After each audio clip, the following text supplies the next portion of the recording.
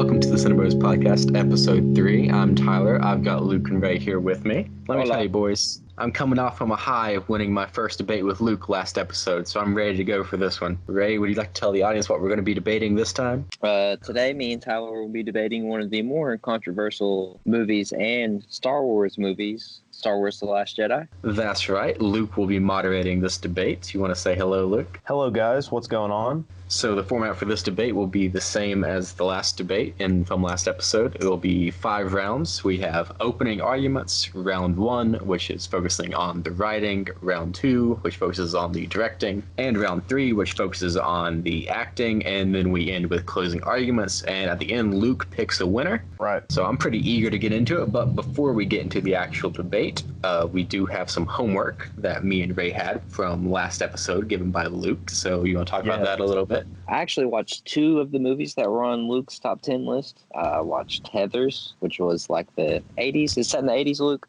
Right, yeah. Came out in 89. Like the 80s, like, I guess Bonnie and Clyde, 2 high school kids, kill a bunch of people and make it look like suicides. And I thought, I thought it was okay. I was going into it with a little bit, thinking it was going to be a little bit better, but Winona Ryder gives a good performance. It's just a fun, like, casual watch for me. But I also watched The Revenant, which was way, way, way better than Heathers.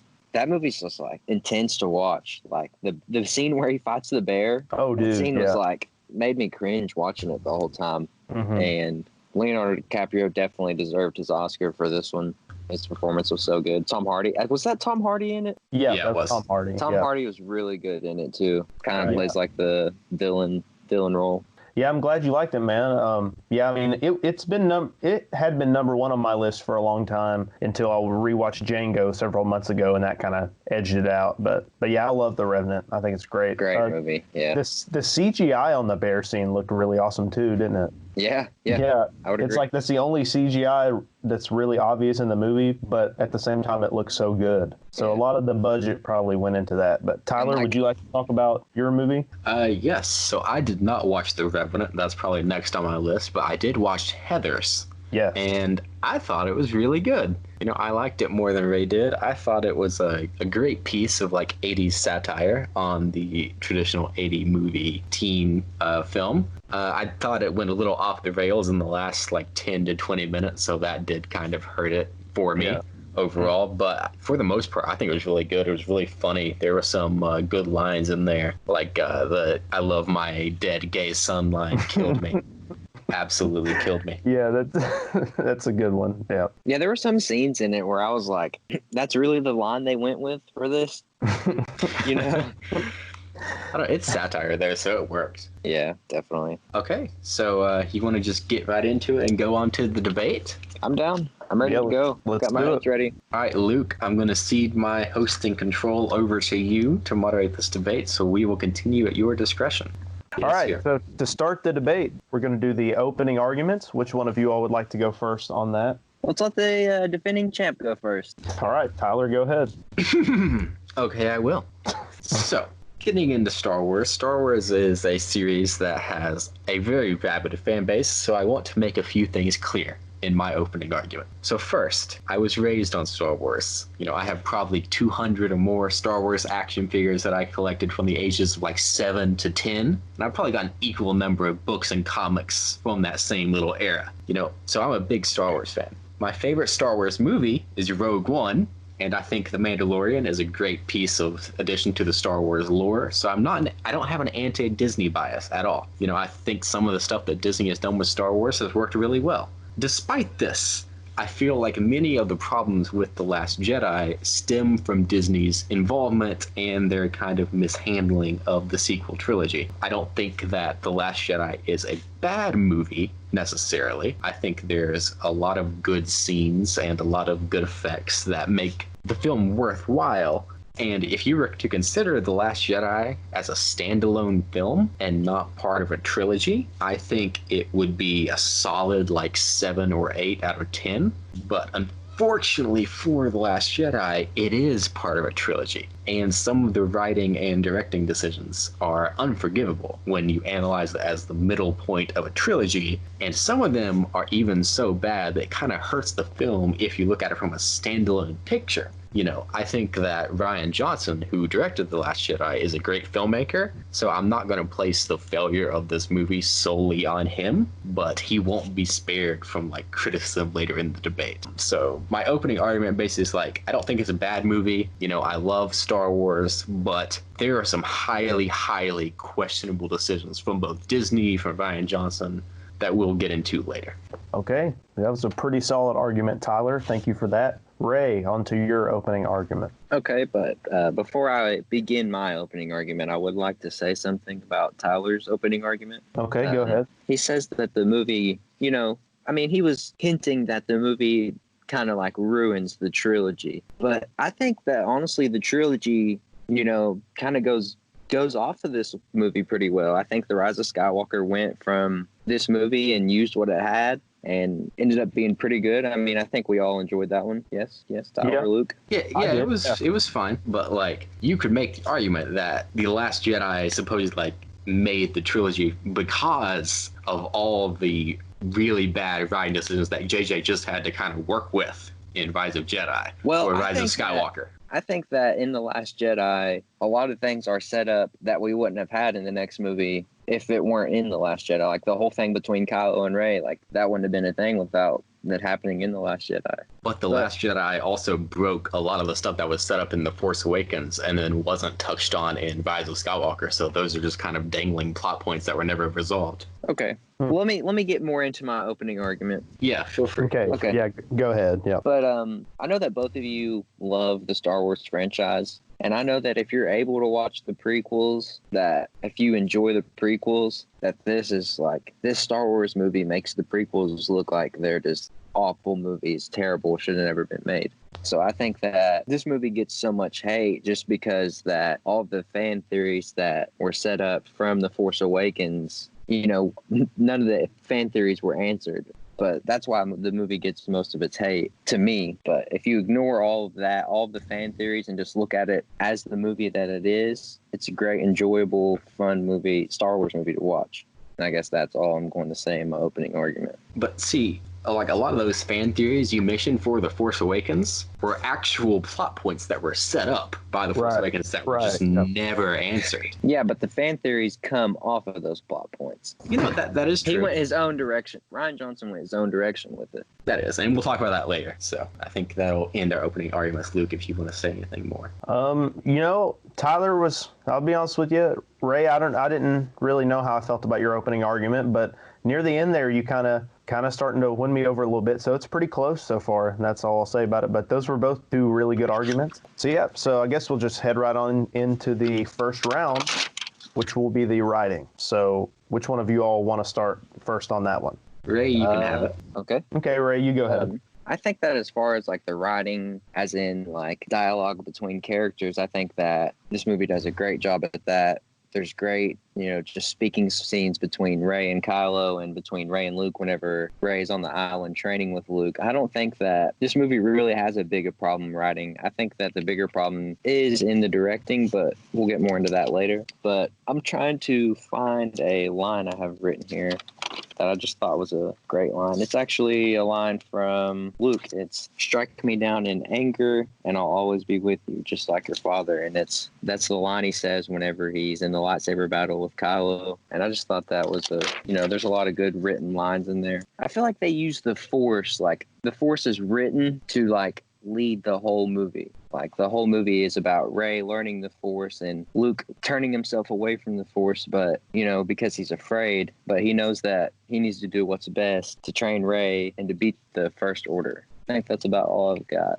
Okay, Tyler, so you go ahead with your argument about the writing. All right, I've got a whole lot more. Hang on, I've got to say something. When I was preparing for this debate, it is a lot harder for me because I've never really had to look at a movie from this standpoint. You know what I mean? I'm just more the casual viewer. I understand. Yeah, I understand that. Yeah. Yeah. So maybe you can build off me to help your arguments. Okay. So let's get into the writing, shall we? Like pretty much all Star Wars movies, The Last Jedi opens with a battle scene, right? For the most part, it's a great scene. It's a great scene. It's a really good opening. There are some cringy moments in dialogue between Poe and Hux, where Poe's kind of goading Hux and distracting him. I think it's funny. Yeah, I do too. I don't mind some of the humor. I think it gets too Disney-fied sometimes, but in the opening of the movie, I thought it was okay. Okay, fair enough. I think the movie's written good to open off great, straight into action. Gets the viewer ready. Yeah, no, the opening scene's pretty great. It's just those few lines of dialogue I have a problem with. But the first 15 minutes of the movie, I think, are really good. But the problems start as soon as you switch to Act 2 with Rey and Luke.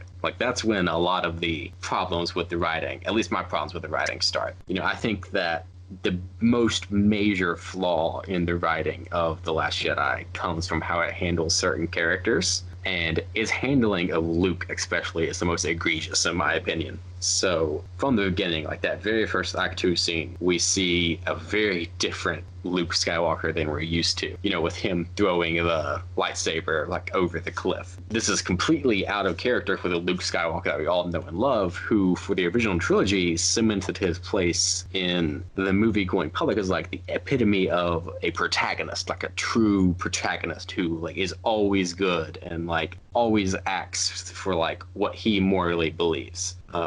But in The Last Jedi, we see a Luke that has been transformed into an entirely cynical, crotchety old man who lost all desire to fight for good and help out his friends, which is completely antithetical to the Luke that we know from the original trilogy, who time after time puts his own life in danger to save his friends. May I chime in for a moment? You may.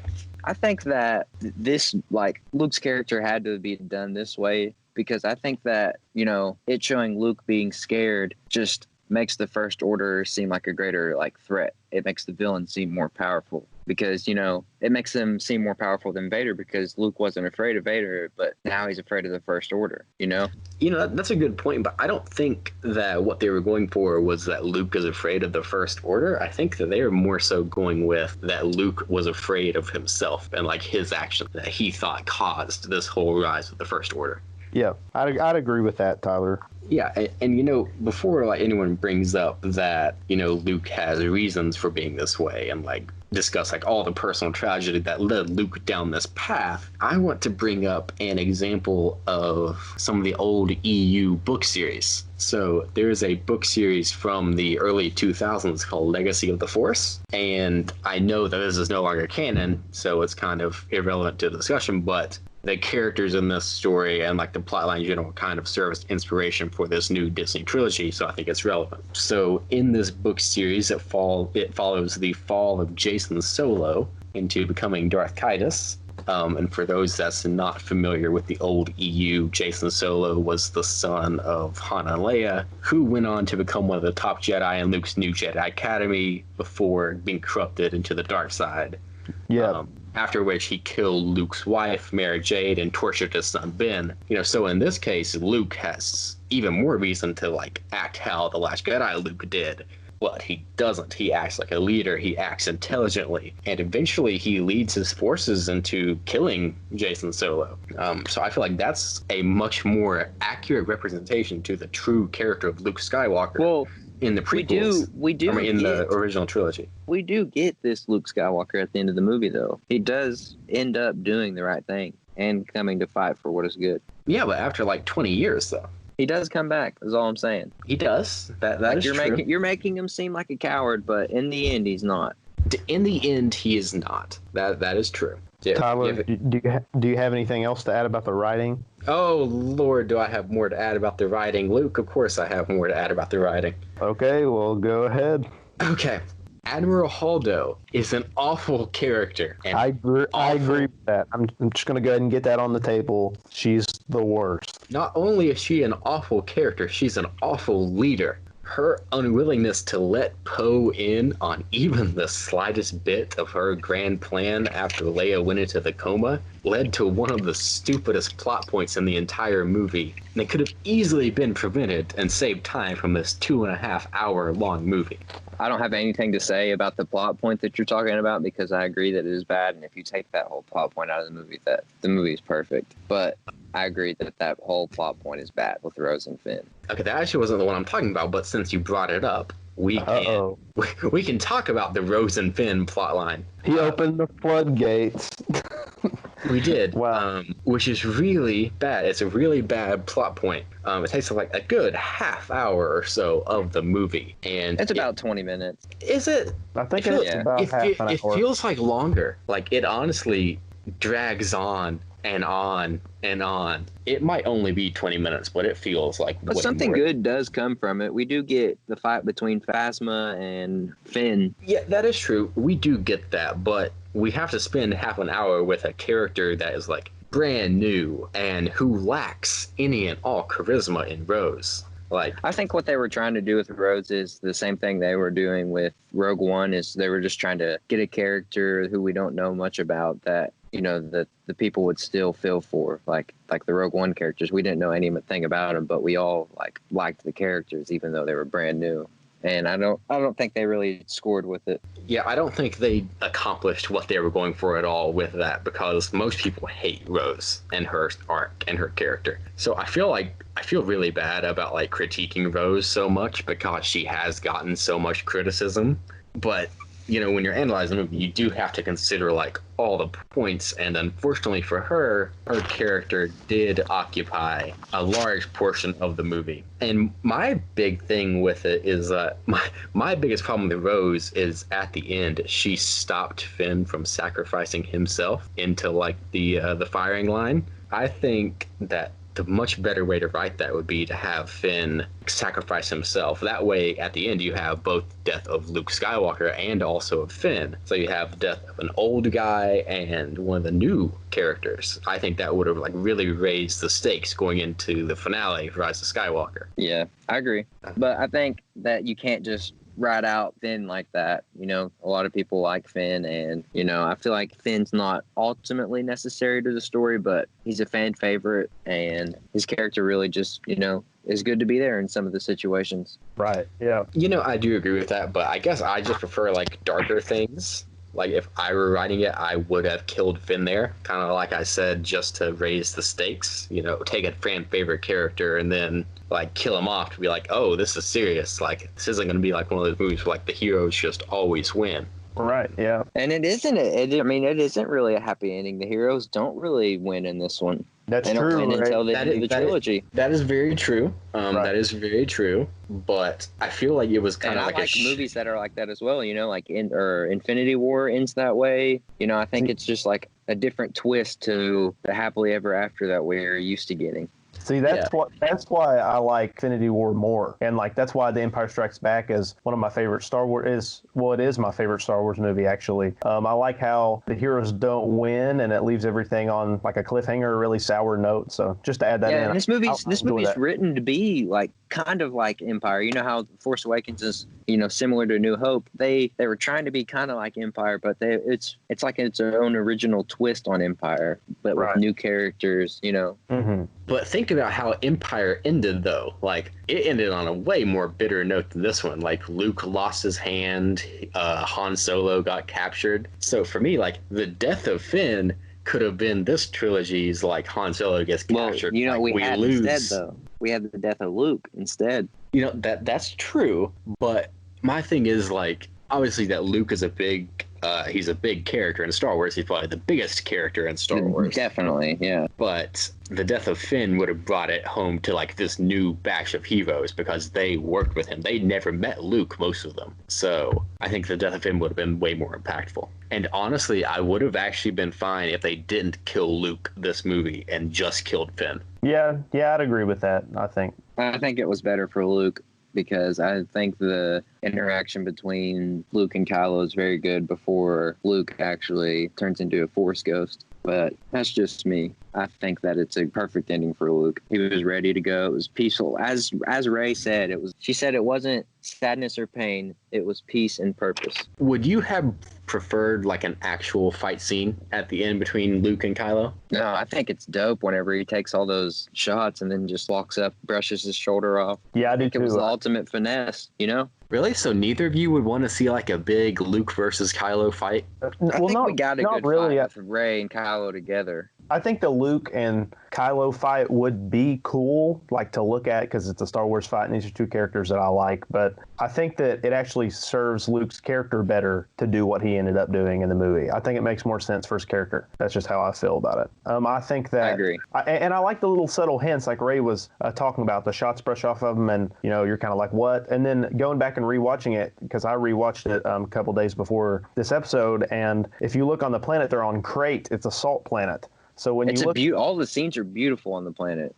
Right, yeah. But on the planet, it's kind of cool. It's a little detail I didn't even notice the first time. But when Kylo walks on the sand moves, and you can see some of the red surface of the planet. When Luke walks, and there's close-ups of his feet, so I think it's done intentionally to show us the sand doesn't move. And I didn't even notice that the first time. So I didn't either. There's so many subtle hints in there that are pretty neat. So as far as that ending scene, I really like that a lot. I think it's done well. It's probably my favorite part of the movie, I'd say. Your favorite part of the movie over the throne room scene? I think so, just because of its impact on the story and its impact it had on me emotionally. The coolest scene in the movie is the throne room scene. I don't think that's up for debate, but yeah. Okay. Speaking of that scene right there, like, despite how cool it is visually and in terms of the action, in terms of the writing, that's the worst scene, because Rian Johnson made the decision to kill Supreme Leader Snoke. And to me, that makes absolutely no sense whatsoever. My mouth dropped in the theater. I was like, no way he just did that. Like, that's the main villain of this trilogy. And I know that they use that scene to, like, recycle Palpatine in Rise of Skywalker, but I didn't need that to happen. One of my biggest criticisms with The Force Awakens was how it was just a complete rehash of New Hope. And I just wish this trilogy had been more original. Like, it didn't need Palpatine. It already had, like, Luke, Han, and Leia back. It didn't need Palpatine. We could have had a cooler villain in Supreme Leader Snoke. Like, don't forget, The Force Awakens set up, like, Supreme Leader Snoke as, like, this big bad, and, like, he died without us knowing anything about him. Like, they didn't reveal anything. I think that just builds more suspense going into the next movie, personally. We don't really know who the main villain's going to be. We don't know if it's going to be Kylo, if somebody else is coming. Yeah, but what you gotta look at it from, like, just a casual viewer standpoint for a second. Like even when you said your jaw dropped when you first watched it, like, maybe that's why they did it. They were trying to get some awe in the viewer, something different. That's fair. But wouldn't it have been way better if they made a new Palpatine in Supreme Leader Snoke as opposed to just having the old Palpatine? Why not give us a new villain with, like, a new background, new motivations? Why do you have to recycle the one we all know? Right. Because Palpatine's such a great villain. He's probably one of the most powerful people ever in Star Wars. Well, make Snoke more powerful. Make him more of a threat. Well, Palpatine was Snoke. Even, like, how he made Kylo and Rey communicate through the Force? Like, they could see each other. He said that was him doing that the whole time through Snoke. Yeah, that's true. But nobody's ever been powerful enough to do that. When have we ever seen that before in a Star Wars movie? But yeah, but like I said, like, you don't need Palpatine to do that. Just have Snoke be the one to do that. Have him have that power. I think it's better to be Palpatine than Snoke. Because I think the coolest thing about Star Wars is that all of, like, the expanded universe characters and, like, all the Legends characters, like, all the original characters that we don't see in the movies. Like, that's what I think makes Star Wars such a rich series for story. Like, you have all these characters that have their own little thing going on. Like, I don't understand why for this trilogy they just had to recycle all the characters that we already had. I think that the new characters go in great with the old characters. I think that the old characters need to be there for the nostalgia. I feel like if you don't have the old characters in there, it won't really feel like Star Wars. No, I get you, but, like, I understand that for, like, Luke, Rey, and Han, but not Palpatine. Like, we didn't need Palpatine died. Like, Palpatine was dead and gone. Right. You can't kill Palpatine. Palpatine's still probably not dead. Oh, God, please don't let us see Palpatine again. Please, no. Please not. No. He's dead. He's an old man. Just kill him. Let it be done. Okay, Tyler. So we've taken probably about 30 minutes just on the writing round. Are you ready to move on to directing, or do you have more to add? No. I'm pretty much good on writing. Okay. Okay, guys. So honestly, that was a lot closer of a round than I thought. Pretty neck and neck so far. So we'll just segue right into the directing round. So since Ray started off this past round, Tyler, do you want to start this one off? Yeah, sure. I'd love to.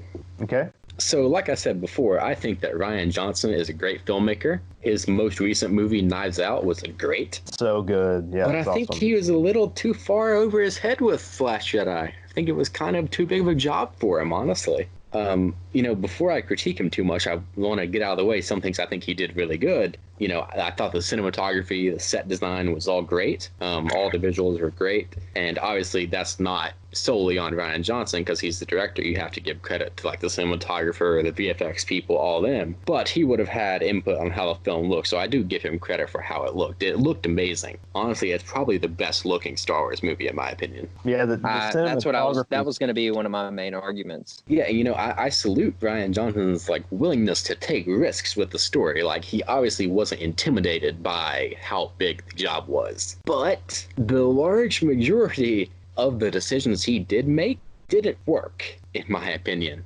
So I'll use that into a launching point of my critiques of Rian Johnson and the filmmakers as a whole. So I'm going to use this section kind of like a dual attack on both Rian Johnson and Disney, because I place a lot more of the blame on the affairs of The Last Jedi with Disney than I do Johnson. For those that don't know, Disney's original plan with this sequel trilogy was for J.J. Abrams to direct the entire thing, but he turned it down because he didn't want to be tied to Star Wars for close to 10 years. So they switched up what their plan was, and they said, okay, so Abrams doesn't want all three, so let's just have him do one, and then we'll change the directors. We'll have Rian Johnson direct the 8th one, and then Colin Trevorrow of Jurassic World direct the 9th one. Well, Colin Trevorrow dropped out, so that led to J.J. Abrams being selected to direct the 9th one after Johnson. And he did serve as the executive producer on all three, so he had the final say over the scripts, which to me makes no sense because a lot of problem with this movie is Johnson's script, and with the way Johnson just separated from everything that JJ tried to do, I don't know why JJ Abrams approved the script when it obviously created problems with continuity and just fleshing out all the points that was established in The Force Awakens. So let's just talk about some of the things that Johnson did away with that Abrams set up, and maybe that Abrams tried to, go on again in Rise of Skywalker. So one of the big ones for me was the Knights of Ren. I don't even think they were in this movie. They weren't. Yeah, and I thought the Knights of Ren were when we talk about things that were set up in The Force Awakens, I thought the Knights of Ren were such a cool thing. They didn't really touch on them much. They were just kind of there, and you kind of ooh, I wonder what their story is. How do they meet? Is this going to be a thing where they help Kylo turn on the First Order and he goes off and does his own thing? Well, but they aren't even in this movie. And not only are they not in this movie, Rian Johnson blatantly contradicts what we saw in The Force Awakens with how Luke's Jedi Temple fell. Because if you remember in The Force Awakens, we see the flashback where Kylo, a very adult Kylo and the Knights of Ren storm the Jedi Temple and burn it to the ground. But in this movie, that whole origin story is completely changed to have Luke being the one that brought against the downfall of his temple, and when he tries to assassinate a young Kylo Ren who then goes and burns everything. But you got to think, those are just visions. They're not guaranteed plot points. They're not guaranteed plot points, but it creates confusion for the audience. Would you agree? I would disagree. See, I don't know, Tyler. I agree with what you're saying, but at the same time, I feel like everything you said so far, aside from Disney's interference in the production, I feel like all the elements about Rian Johnson's script, I feel like this is all a writing issue to me. But Rian Johnson wrote the script. He did, but that's script. That's, you know what I mean? That just seems like a writing issue to me, but I can see what you're saying because he also directed it and wrote it. So yes, I see what you mean, but. So this is a directing segment, so I'm critiquing Rian Johnson, who both directed it and wrote it. Okay. It's kind of going to go hand in hand. All right. Yeah, I guess that's fair. Yeah. And let's just go with some other things that Rian Johnson did. One of the things that I thought that Johnson did that I really, really liked, and this is one of the highlights for me of Last Jedi, was that Rey's parents turned out to be no one, but that was completely undone by J.J. Abrams in the next movie. So it didn't even matter. So that was not even consequential to the thing. Right. I don't think it's thrown away. I think that he just threw in Palpatine as the grandpa. We still don't find out who the parents are. The dad was Palpatine's son, right?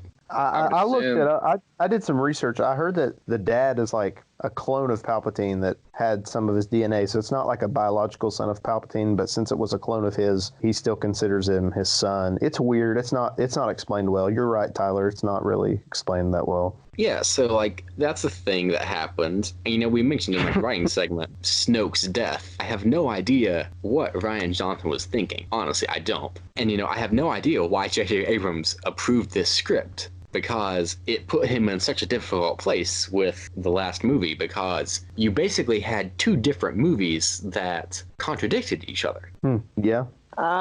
They completely contradict each other. I think that, personally, I think they build great off of each other. I think that each movie in the trilogy feels like it actively hates the one that came before it. And tries that's what I'm saying. Yeah. But that's just how I feel about it. But yeah, since you wanted me to talk about Rian Johnson a little more, like I said, I think Rian Johnson is a great director. I think that if you look past his script and the story that he wanted to tell, I think he directed the movie pretty well. Like I said, the shots were great and all that, but I feel like if you're going to critique the directing, you have to critique his writing, since the director, is the one that wrote it as well.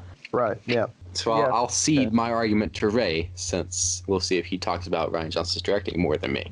Okay, Ray, you go ahead. You know, a lot of people talk about Rian Johnson, like, and the directing being the big problem of this movie, but I personally think the movie's directed, like, really well. I think that every action scene looks good, like, beautiful. Like, the scene where Kylo and Rey fight together, the opening scene, it starts right off into the action. And the scene between Finn and Phasma's great. Like, every scene just looks beautiful. He places the characters in the right positions.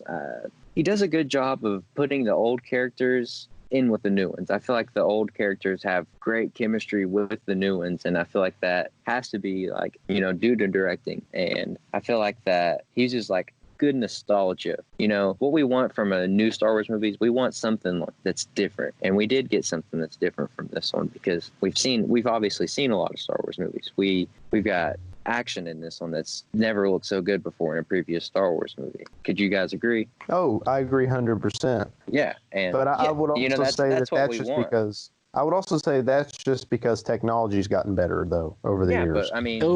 I disagree. It's better to watch. Like, I disagree that it's just because of the technology. Like, well, it's not just because, but that's a big part of that. That's why the action in this movie looks so much better than the prequels and the original trilogy. But and you know, back to what I was saying about, you know, new things that we get to see from the Star Wars. Like, we don't want to see the same thing over and over. And something new that he implemented in was Kylo and Rey communicating through the Force, like, right. And that's a great plot point. That's a great plot point. And that's a great. He adds in great plot points that are, you know, used into the next one. I think that although a lot of hate, I think most of the hate comes from the fan theories, like I said before. I don't think the directing's that much of an issue. I think he tells a good story. I think the story goes on great into the next one. And I think that if you look at it, even as a trilogy, it's still good. Trilogy standpoint and standalone standpoint, it's still good. Really? Okay. I don't know if I agree with that opinion, but I mean, I respect it though. So yeah. But another thing I have to add. You know, scenes with like Finn and Chewie, like have you ever like been so like hyped watching a Star Wars movie, like you could come out of your chair, like start clapping like the first time you watched it, like when they're in the Falcon and they like there's a scene when Finn says they hate that ship and like Chewie's in there blasting people, like. You know, they do a good job. Awesome. He does a good job of establishing like hype and then building off the hype throughout the movie. Like right after that scene, we get, you know, Luke versus Kylo. You know, in the beginning, we have the opening scene gets you hyped up, ready to watch the movie. I think that, you know, he does a lot of good things throughout the movie, you know, just to get the viewer, you know, excited. And I was excited the whole time watching it. And it's just a really exciting, fun Star Wars movie to watch. And I think that he did a good job of, that's mostly, you know, Rian Johnson that did that. Yeah, I'd agree with that. Yeah, Johnson definitely he directed the acting scenes really well. I'll give you like the action scenes just like were masterfully directed. And you know, you mentioned that he did place the characters well, like his staging and everything was great. You know, but there were some scenes in there that were like like kind of cringe. I mean, you'll have that with every movie. Like that is true, but like, you know, the scene where like Leia is like T-posing in space. I thought that was awesome. Really? I thought it was a little goofy. I don't know about like T-posing, but like seeing her go into space and then come out of it. Yeah, That's like the first time we see Leia ever use the Force.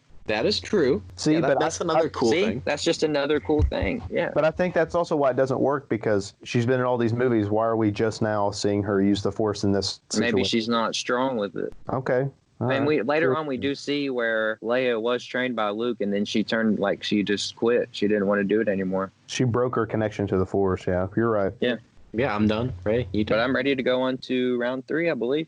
I don't think I have anything further to add. Final round, which is the acting. Ray, I will have you start off this round. Okay, I definitely think that this is an easy round for me to defend because the acting's the greatest part of this movie. There's so many. There's such a great cast. John Boyega, Daisy Ridley, Adam Driver. You've got all the old characters. You've got Carrie Fisher. The acting's so good. All the interactions between the characters. The new characters fit in great with the old ones.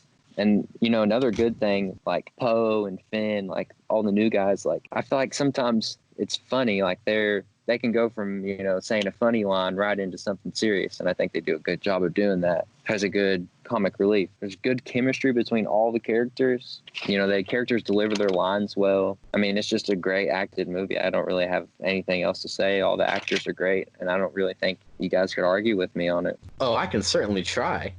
Yeah, we'll see. But yeah, this will be a short round because, for the most part, I think that the acting is like the saving grace of this sequel trilogy. I think all the main actors like Daisy Ridley, John Boyega, Oscar Isaac, Adam Driver, they're all great. But I have few in this movie that I think didn't do their best. And I feel like you're definitely going to disagree with me here, but I think Mark Hamill wasn't anywhere near his standard normally. No, Really? I very much so disagree.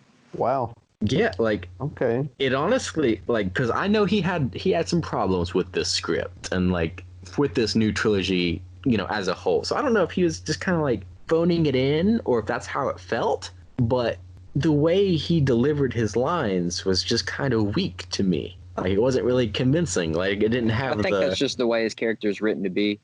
You can make that argument, yeah.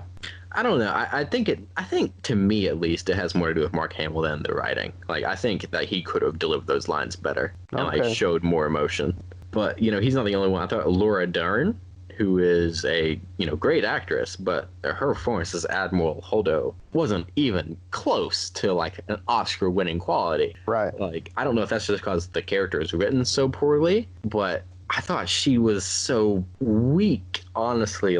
The acting wasn't there for me. And she's a fairly major role in this movie. So, to not, be up to your best is pretty inexcusable in a movie this size. Would I you all also agree with think that her character is a writing problem. Yeah, but would you agree that her acting is a little weak?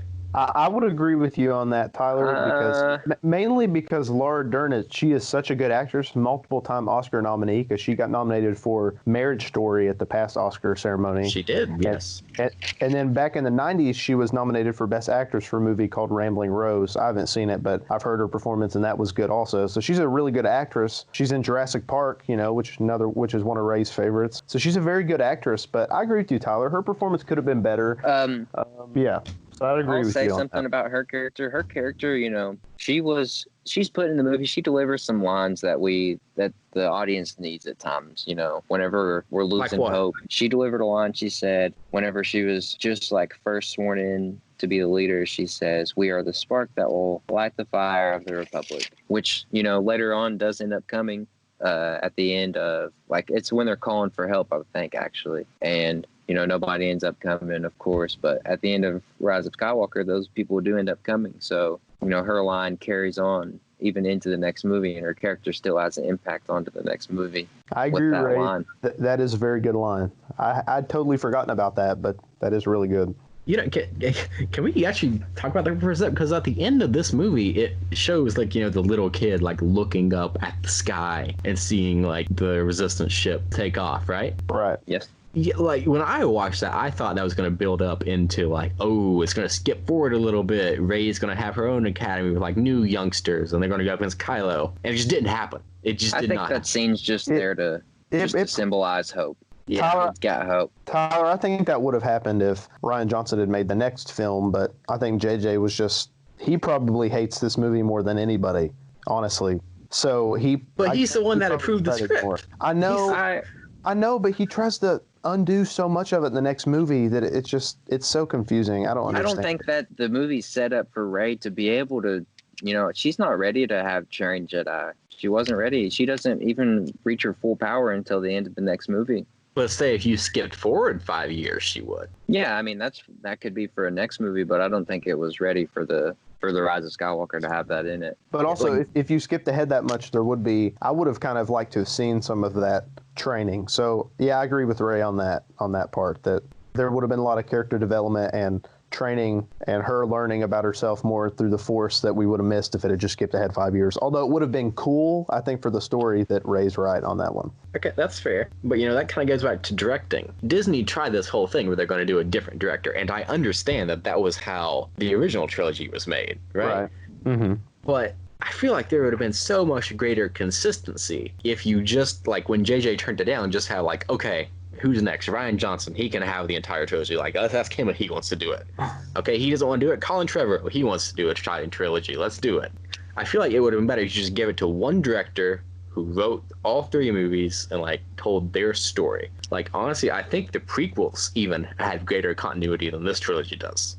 I disagree. Well, I think that the original trilogy, the reason it works is because George Lucas did write all 3 of them, even though he only directed A New Hope. But he wrote all 3 of the movies, so they still kind of felt like his films, even though they were directed differently. So the 3 directors could have worked if, like, J.J. Abrams or Rian Johnson had directed all 3. Yeah, that's what I'm saying. But this is an acting category, so let's go back to acting. Right. I only have one more criticism. That is of Rose. And like I said, she gets a lot of unfair criticism because of, like, her race and all that. And, like, that she's a woman. But she's also just the weakest actor in the movie for me. Like, I know it's her first, like, big budget role. So, like, obviously you're not going to be, like, as great as, say, like, a Carrie Fisher who's had decades and decades of experience. But you also have to think, like, Daisy Ridley hadn't had, like, a big budget role before. John Boyega hadn't. John Boyega had more movies than Daisy Ridley had, but he was still relatively novice as well. And both of them are great in this movie. They're both great. So I don't think that the fact that she's a novice actor can really give Kelly Marie Tran that big an excuse. But her character, I thought, was especially weak. I do agree that her character is weak, but her character, there's just so many other great characters that can just pick up that slack so easily. Like, there's too many good characters to take away from her one bad character. Well, sure, but, like, let's say you just, like, remove her character entirely. Would anything of value have been lost? Couldn't you have Finn do the mission on whatever the planet is called himself? Yeah. Or with Poe, I don't know. I mean, I agree that Rose could have been taken out of the movie, but I don't think that it takes away too much from the movie. Okay. Anything else to add to that, Tyler? Nope. I'm done. Okay, guys. So it's been a great debate so far. So before I give my final grade, it's time for the closing arguments. So I'll let you all decide who goes first on their closing arguments. Tyler, go ahead. Okay, Tyler, let's hear it. All right. So like I said at the start, The Last Jedi is not a bad movie. There are plenty of moments and effects that make it worthwhile to watch, especially if you're a Star Wars fan. But that's when you look at the film by itself. When you look at the movie as the middle movie in a trilogy, which in pretty much all trilogies is the most important part, The Last Jedi fails spectacularly. While I respect the risks that Rian Johnson was willing to take, as a whole, his script and direction completely abandons many of the storylines set up in The Force Awakens, leaving the audience with more questions than answers after watching The Last Jedi. And because Disney decided to switch it up with directors, J.J. Abrams was forced to deal with many of these changes that Johnson made in this movie, in The Rise of Skywalker. But, he made a lot of changes. So some of those things that were set up in The Force Awakens are never resolved. And honestly, like, if you just did The Force Awakens and Rise of Skywalker together and take out The Last Jedi, you could probably understand the story pretty well. Which to me kind of makes The Last Jedi like a meaningless movie, which as the middle part of a story is not a place you want to be. And even like some of the stuff that it did do, like on its own to make it interesting, it was just undone in the next movie. Okay. Does that conclude your argument, Tyler? It does, yes. Okay, Ray, go ahead with your final I know one. Tyler mentions a lot of things being undone. I know that was a lot of his arguments, but I argued back with that how I said I like the way some of the things are done in this movie and how it leads on to the next movie. But regardless, this movie definitely delivers us some iconic scenes in Star Wars that my eyes and ears love to see and hear. The characters are great as usual. I just think it's everything I would have wanted in a Star Wars movie. And I like that it leaves questions. And I just think that if you look at it, Tyler says that if you look at it as itself, it looks terrible. But I think if you look at it as itself, the movie is just as good. It's just a great, fun, enjoyable Star Wars movie. And that's all I got to say. Okay, guys. So I guess it's time for me to decide the winner. So this one was actually a lot harder to decide than I figured it would, because I have my own opinions on the movie and they align with one of your all's opinions more so than the other. I'm not going to come out and say whose it is, even though I think you both know. But this round, it was very close. So on the opening arguments, I actually think that Ray won the opening argument. Yes, sir. But it was very close. There's not a whole lot I have more to add than that. Now, the second round, which was the writing, I feel like Tyler won that round by a landslide, I feel like. And it's, at first it was close, but I feel like the more examples Tyler was feeding me from the story, that his argument just became a lot clearer to me. So Tyler took the writing round in a pretty swift victory. Now, the directing round went to Ray. And I want to add something, Luke, before you continue. Okay, go ahead. The directing round was honestly the most challenging round for me to win. So I'm proud of that, because Rian Johnson gets most of the hate from this movie, and he is the director of the movie. So this was a challenging, impressive round win for me. Right. And I feel like, Ray, the reason you won this round is, while, again, Tyler provided a lot of good examples, like he's very good at that, providing examples, which is very important, obviously, in a debate when you're trying to persuade I gave some examples. So you did. Ray, you won the round. Stop trying to defend yourself. Right, yeah. But I think Ray won this round solely because, and even though we touched on this a little bit, and I know Tyler doesn't really agree with me on this, but I feel like, again, even though he was talking about Rian Johnson's script and he wrote it and directed it, I feel like all of his problems with it in this round was based on the script. So I feel like the directing in this movie was kind of hard to dispute. Rian Johnson's script, I don't think is very good. I think Tyler explained that well, which is why he won the writing round. But for the directing round, I think he focused too much on the writing again. So that's why Ray won that round. Okay. And then it flip-flops again with the winner in the acting round, because I feel like Tyler won that round. What? Yeah, I know. Tyler won this close. round. And Tyler actually changed my opinion, because I thought that Kelly Marie Tran I thought she was actually really good. And the more Tyler talked about it, my opinion shifted on it. I think she was okay, but Tyler actually changed my opinion on it, which was rare. It's the only thing during this debate that changed my opinion on something in the movie. So Tyler won that round only because of that. But again, with the directing, I feel like the acting is a little hard to argue about, because overall it is so good. So I feel like Tyler took that round. All right, so we're going into the final round, and we're tied at 2-2. Yep. This is close. This is way closer than the first debate where I took all 5 rounds. Yeah, I know. Now, the closing arguments going into the end, I will say that, again, the closing argument is always just a restatement of the opening arguments with a little bit more added in from the debate, which makes sense. That's kind of how that works. But I feel like overall, Tyler's closing argument convinced me more. While Ray, I agree that it is a very fun Star Wars movie. I feel like that. I want to say something. Okay, earlier, Ray. I know you were disclosing that you have more, like, your feelings towards this movie are more towards one person's than another. Was it? I mean, the correct answer is Tyler, right? Well, yeah. I mean, I don't want to seem too biased. I mean, I don't have strong of feelings as this movie as either of you do. I think it's not bad. I don't dislike it, but I would agree with Tyler more. But Ray, you still won 2 of the rounds, which is more than I did last episode, and you won the hardest round, the directing round. So you did really good. Ray, so you did really good. You have to keep in mind, Ray, I beat Luke in all 5 rounds. I think Luke might have won the opening argument on you. Did he? Yeah. Okay, so 4-1. It's still, you did better than Luke. Yeah, did. I honestly did thought better I than me. won, though. I thought I had it in the bag. Is why I'm not gonna lie. Heartbreaking loss to me.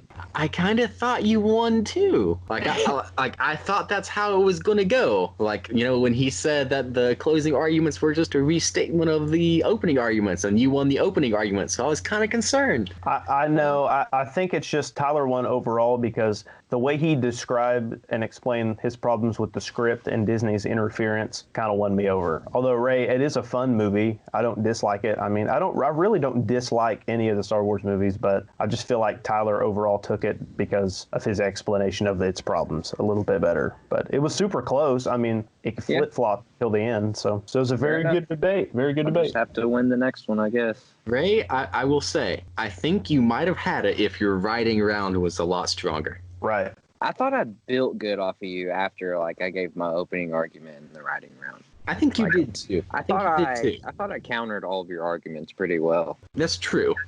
But it's all up to Luke. I mean, if Luke says you win, you win. But yes, I'm not gonna. And Ray, don't forget, you have since I round both current debates, you both get the opportunity next round for your very first debate win. That's right. Be debating each other. Right. Yes. So after the next episode, we will have one host with no wins and two hosts with a win. So next episode is going to be fun. It will. Okay. Moving forward, we have story time. Yes. And today's story time is going to go to Luke. And before Luke tells his story, we're going to have a quick word from our sponsor. So I have story time this week, and I have a lot of good stories. I'm not as good of a storyteller as Tyler and Ray, as I'll admit that. So this story is probably my best story. It's the most entertaining. This story does involve a man in law enforcement, and with everything going on in the world, I'm just going to clarify, this isn't like a political statement. I don't really want to get into all that. This is just it. He happens to be in the story, and it happens to be my best story, and it also happens to be my week for story time. So that's just kind of how it played out. But so this story starts, it was the summer of 2017, right? I had just turned 17, I think about a week before this happened. It's about 8 o'clock at night. I had just left Vacation Bible School at my church where I was a worker. So I had a shirt that literally referenced Jesus on it. And I was a lot skinnier than I am now, to admit. So I was a scrawny, recently turned 17-year-old who hadn't had his license for long with a Jesus shirt on. So I was obviously a perfectly innocuous human being. I was obviously a threat to the safety of the society, right? Except no, not at all. So I'm driving. I leave Vacation Bible School. I have clothes with me to change into. I'm driving to the gym, the Coutsburg Fitness Center at Marathon, so I could work out, right? So I'm driving up there. It's getting dark. And behind me, real far, I'm through Coutsburg, which we all know is a speed trap anyway. You can get pulled over for going like... Yeah, Coutsburg's like a really, really bad It exists place for cops. Solely to be a speed trap. That's right. it. Yeah, it's really bad through there. So I'm just driving and just listening to music and just driving, and behind me I see a light flash on from a police car, except it doesn't stay on. It just kind of blips real quick for like a split second. And to me, I think, oh, I might have been going a little bit fast and didn't realize it. I'll slow down some. So I slowed down some and kept going. And I look, and there's now a car rushing behind me. And it's that police car. But its light isn't on. It's not flashing. It's just behind me, following me. So I don't know what the heck's going on. I've never had a light flash at me by police or nothing before. So I'm just kind of like, I don't know what the heck's going on. Maybe if I keep going, maybe he's trying to get around me or something, and I'm going too slow. So I make the mistake of speeding up quite a bit, and he stays right on my hind end. I try to get in the other lane. He does the same thing. So after a while of this little cat and mouse game, I'm like, okay, I don't know what's happening. I should have picked up on these signs, but he should have had his lights on more. So I feel like this is... I mean, to be fair, they were like...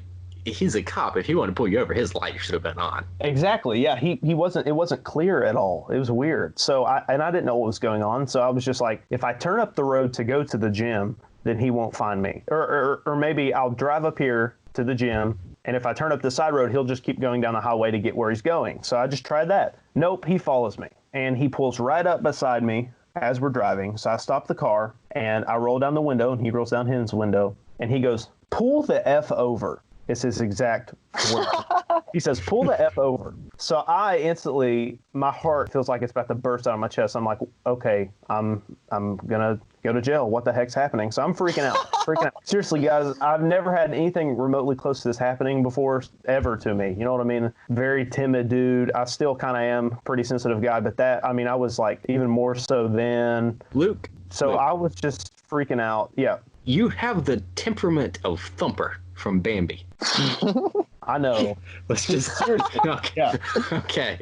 No, I agree. So that's what makes this story even funnier, that he feels like it was appropriate to just start screaming cuss words at me. So for the audience, I want you to picture Thumper from Bambi getting pulled over by a cop. Pulled over and screamed cuss words at by a large man. So he pulls me over. So I'm like, okay. So I stop the car. So he gets out, and you know how, cop, he pulls his car behind me. And you know how most people have been pulled over, the cop, you kind of sit there for a second, get your stuff ready, and the cop kind of walks up there and goes, how are you doing tonight? Or do you know how fast you were going? No, he slams the door and starts storming up towards my car. So I'm like, oh my gosh, what's happening? So I got the window down, and he goes, open the effing door and get out of the car. And I said, holy crap. I said, sir, I'm really sorry. I might have said sorry about 300 times. All while this is happening, I think he is inventing cuss words. I mean, every line out of his mouth is a cuss word. That's how I felt about the redneck dude in my last story. See, there you go. So, and it turns out that I actually know who this guy is. I'm not going to say his name. Let's just say that he's a complete scumbag. But that's all I'll say about it. He's the worst. But anyway, he is screaming at me, all this stuff. I'm freaking out. I'm telling him I'm sorry. It turns out that he thinks that I was trying to run from him. So he thought that I was trying to run. So he's ready to take me to prison. Oh, God. So I'm freaking out again. I mean, I think it might have gone on for 10 minutes of a lot of cussing and me crying and screaming at me and all this stuff going on. Eventually, I muster. I don't know how I did it. It was like, I don't know. I guess I got a lot of adrenaline or something. I just mustered up saying, sir, you didn't turn your light on all the way, so I didn't know, which was the wrong thing to say. Oh, no. So he starts cussing me more. He's like, you should have effing known what I was doing. Good effing excuse and stuff like that. So this is the best part of the story right here. So I'm so scared that I'm shaking. Like very visibly shaking. Like it looks like I'm shivering because it's cold out, even though it's in the summer. So because of this, he doesn't realize that I'm a scared teenager. He thinks that I'm on drugs. So he goes, are you on pills? What are you on? What the F are you on right now? And I'm like, sir, I'm not on anything. I'm just scared. He goes, yeah, whatever. So he proceeds to shine a light in my eyes, and it basically a field sobriety test takes place. To the 17-year-old kid freaking out. I mean, it's absolutely... In a vacation Bible school shirt. In a vacation Bible school shirt, freaking just had my license, scrawny-looking kid. I mean, it's the most ridiculous thing you've ever seen in your life. And I'm literally thinking... I was so scared that I wasn't thinking what the heck is going on in my head. I was just like, yes, sir, absolutely, sir. I mean, I've never been more polite, I don't think. I called him sir about 4,000 times. Yeah, seriously, I'm freaking out. So finally, once he deduces that I'm on pills, or that I'm not on that you are on pills. No, Luke, are you admitting? No, I'm not. Once he realizes that I'm not on any drugs and that he was screaming at me and that it was a big misunderstanding, he's like, all right, you can get back in your car. And his tone turns into like kind of less of a I'm going to rip your head off to more of a disapproving father. So he starts to be like, you know what? Okay, buddy, I'm sorry I was screaming cuss words at you. I'll get your registration, and then I'm going to talk about you about what I'm going to do. So I'm like, yes, sir. I mean, I'm crying. I mean, I'm freaking out. All kinds of stuff's happening. So he gets back to my car, and he goes, buddy. He calls me buddy at this point, like we're friends, except I never want to see this guy again. But anyway, he goes, okay, so you know what? I realized that this was a misunderstanding. I'm not going to take you to jail. And I was like, hold on a second. That was an option here. You were going to you did evade take me to prison. I did, but I didn't mean to. I mean, I didn't mean to. And it wouldn't hold up in court. You're right. I don't think it would, but I know in like my situation, if I look behind me and I see the lights flash, I'm definitely like gonna pull over, like even if it's an ambulance. I know, but since it was just for a split second and he didn't leave him on, I just didn't really know what was going on. You know what I mean? So I get what you're saying, and I should have known what was going on. At the same time, I would have most certainly have pulled over and done what he told me to do if he had kept his lights on. But anyway, so this is all happening very fast, and then all of a sudden he goes, you know what, buddy? I'm sorry I cussed at you. Which was, I mean, it's like he's a different person now. It's so weird because Probably because he realized how absurd the situation was. he probably did. And I still, I know some personal things about this guy because I know some people that have known him personally, and he's not a very good person. But I guess in that moment, he had actually realized he had messed up. But he still gives me a $200 ticket. $200 And a court date. and a court date. And this is the worst part. I look on the ticket he gave me, and it said he had me going 15 over, which is not true. I can only imagine that it's because I might have accelerated too quick, because it does go from 35 to 55. So I guess that kind of makes sense, but still, that seemed like a stretch. So it's like he still wanted to get me, even though he realized that he had kind of messed up. So anyway, it just so happens that he leaves, and these friends of the family, their daughter is my sister's age, and they played on the same softball team. Their house is like right down there, so they just saw the whole thing. And the mom comes out and's like, "Oh, did they get you, honey? I'm sorry." And it's like really nice and consoling. And the dad's like, "I'll be honest with you, that was hilarious." He's just laughing about it, and I guess he thought it was entertaining, and looking back on it, it is pretty funny. But so they end up calling my parents for me because I was too scared, and I didn't go to the gym. I just went straight home after that. And I went home, and they weren't very happy with me, obviously, because you just hear that your son got pulled over for going 15 over, then you're like, okay, wow. Once I explained it, they understood more. And it's really funny because my mom was getting on to me, which she should, it makes sense, she should have. But the second I mentioned that he had cussed at me, it's like all of my mom's anger shifted from me to the cop instantly. I mean, I've never seen anything like it before. She was like, "Hold on, what?" And instantly I felt fine because she wasn't mad at me anymore. I mean, seriously, as soon as I was like, "Guys, I'm sorry, okay, I didn't know what to do. He was cussing at me." And she goes, "Wait, hold on a second. He did what?" And Dad could kind of see it too. Dad was like, "Uh-oh, he done messed up." So eventually we get the ticket taken care of and the court date gotten rid of. I will be honest, guys, and this is going to sound weird, but it was kind of funny to look at that court date, and it says the Commonwealth of Kentucky versus Luke Anthony Smith. I felt kind of like a criminal. It was kind of weird. Have you framed it and put it up on your wall? I think we just got. I think we ended up getting rid of it, but I should have framed it on my wall. That'd be pretty funny. But yeah, convict. Yeah, seriously. But yeah, that is my story. And like I said, I know that dude personally, so I of course wouldn't say his name, but he's the worst. So I'll just finish with that. And everybody pretty much agrees on that. But yeah, that is my police story. If I ever am like meeting someone new and I want to make them laugh, I just tell them that story, and it usually does the trick. So yeah, that is my police story. Great story. Okay, and with that brings Cinebros Podcast episode 3 to a close. Another deserved win for Tyler. But next episode, I will not have the privilege of debating. It will be between Luke and Ray, who are both vying for their first victory of the podcast. So I'm sure that'll be a very high stakes debate. They both have something to prove. Right. Yes, sir. Something to prove, little baby. Looking for win number 1. All right, so tune in next time. Again, this is a bi-weekly podcast, so the next episode will be out 2 Fridays after this one. We'll see you in the next one. Luke, Ray, you have anything else to add? Not really. Thanks for listening. Comment any movies you would like for us to watch or debate, or any ideas you have for us to talk about on the podcast.